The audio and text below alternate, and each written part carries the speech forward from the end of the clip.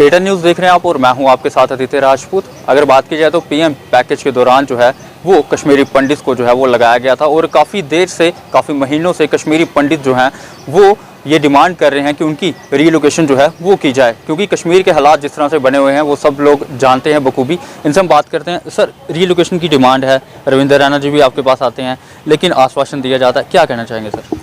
देखिए, रविंद्र रैना जी भी हमारे पास आए और भी बहुत सारे जो पॉलिटिकल पार्टीज से, अलग अलग पॉलिटिकल पार्टीज से है, वो रिप्रेजेंटेटिव्स हमारे पास आए।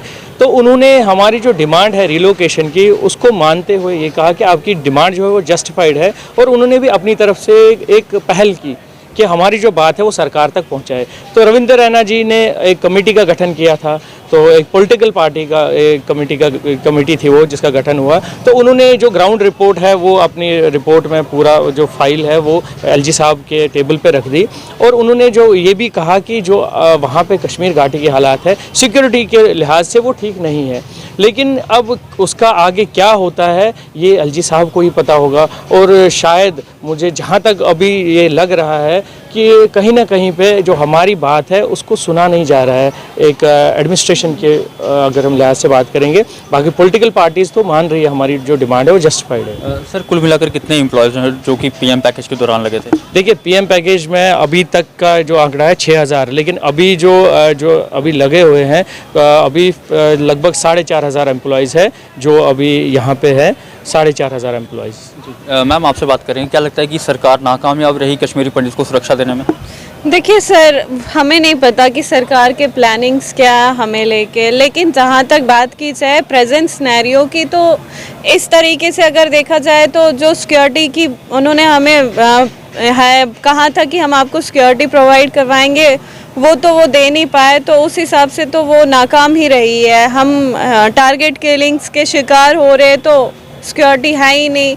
हमारे रिहेबिलिटेशन को लेके उन्होंने कुछ प्रोमिसेस किए थे, वो नहीं है, तो ये नाकामी की तरफ ही दिखा रहा है इशारा कि सरकार शायद नाकामी हो रही है। लेकिन हम फिर भी सरकार से उम्मीद लगा के बैठे हुए कि नहीं, अगर आपसे आज तक मतलब ये चीज़ें नहीं हुई सॉर्ट आउट, लेकिन आगे तो आप कर सकते हो ना। अब हमें बलि का बकरा बना के आप वहाँ पे बेच रहे हो, वो कोई जस्टिफिकेशन तो नहीं है, या हमारे लिए कोई जस्टिस नहीं है कि आप वहाँ जाके हमें बोल रहे हो कि जाके वहाँ मर जाइए।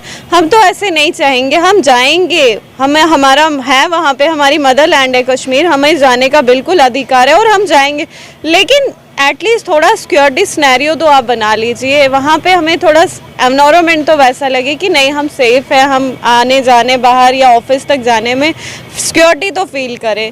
थोड़ा वैसा एनवायरनमेंट अगर हमें मिलेगा तो हम बेशक वहाँ जाएंगे। जब पहले भी हमने सर्व किया, 12 साल से सर्व करे, हम अभी भी करने के लिए तैयार। किस तरह की सिक्योरिटी चाहते हैं कश्मीरी पंडित? सर देख लीजिए, अभी टारगेट किलिंग जो हो रही है वो पर्टिकुलर एक हिंदू समाज की हो रही है, तो अब अगर मैं एज अ हिंदू बाहर जा रही हूँ तो मुझे तो थ्रेट हमेशा बना रहेगा ना। अगर कोई नॉर्मल इंसान भी मेरे सामने खड़े होगा तो मैं तो उसे भी शक की नज़रों से देखूंगी, तो मुझे वो थ्रेट नहीं चाहिए, मुझे वो सिक्योरिटी इश्यूज नहीं चाहिए गवर्नमेंट को। वो टीआरएफ की तरफ से भी थ्रेट लेटर जो है वो इशू किया गया। कितना खौफ है अब कश्मीर जाने में, उधर जाके जॉब करने में? देखिए सर, अब टीआरएफ भी लिस्ट पे लिस्ट निकाल रही है, ये चीज़ तो गवर्नमेंट को अंडर एस्टिमेट नहीं करनी चाहिए। अगर इससे पहले मीडिया पर्सनस पे कुछ थ्रेट्स आई थी तो उस पर 24 आवर्स के अंदर वो सारा उन्होंने देख लिया था और वो सॉर्ट भी कर लिया था। बट अब हमें यहाँ पे हफ्ते हो जाते, महीने हो जाते, हमें भी सेम थ्रेट्स है, लेकिन उस पर कोई सुध ही नहीं ले रही है गवर्नमेंट। पता नहीं इतना क्या वो चुप बैठी या मौन व्रत धारण करके कि उनसे कुछ बोला ही नहीं जा रहा है। ठीक है, हम कश्मीरियों को वापस वहाँ बसाना एक उनका ड्रीम हो सकता है, या हमारी भी मंशा है कि हम वापस अपनी मदरलैंड में जाए, लेकिन अपनी जान की कुर्बानी दे के हम वहाँ तो नहीं जा सकते ना। हमारी फैमिलीज़ है, वैसे भी वो हमें यहाँ पे भी मार रही है, हमारी सैलरीज को बंद करके भी वो हमें मार ही रही है, लेकिन आप फैमिली में ये सपोर्ट तो है ना कि नहीं, हमारा जो भी बच्चा चाहे बेटा है या वो है नज़रों के सामने सेफ है। बट वहाँ जाके तो लाइफ को हम ऐसे ही डिस्ट्रॉय नहीं कर सकते, ये चीज़ तो। सर, आपसे आखिरी सवाल रहेगा, कितने महीने की पेंडिंग जो है आपकी सैलरी रहती है? देखिए, किसी की 3 महीने, किसी की 4 महीने और किसी की 6 महीने से पेंडिंग है सैलरीज। तो आप बताइए, जिसकी 6 महीने से पेंडिंग सैलरी होगी तो वो अपना घर कैसे चलाएगा, सर्वाइव कैसे करेगा? जब एक एम्प्लॉय सस्पेंड होता है तो उसको एक सस्पेंशन अलाउंसेस मिलता है अपनी फैमिली को बचाने के लिए, अपनी फैमिली चलाने के लिए। लेकिन हमारा क्या सोचा इन्होंने क्योंकि हम तो कोई अनकॉन्स्टिट्यूशनल डिमांड तो कर नहीं रहे हैं, हम अपनी जान की भीख मांग रहे हैं। तो इस पे भी आप हमारी सैलरी बंद करेंगे। एक कॉन्फिडेंस बिल्डिंग मेजर डेवलप करने के बजाय आपने हमारी सैलरी बंद कर दी। आप एक तरह से हम गन टेररिज्म का शिकार हो रहे हैं, एक तरह से आप हमें सैलरीज रोक के पेन टेररिज्म का शिकार कर रहे हैं। तो आप कर क्या रहे हैं? आपको भी जवाब देना है, आपको ऊपर जवाब देना है, तो आप क्या जवाब देंगे? आपको सोचने की ज़रूरत है।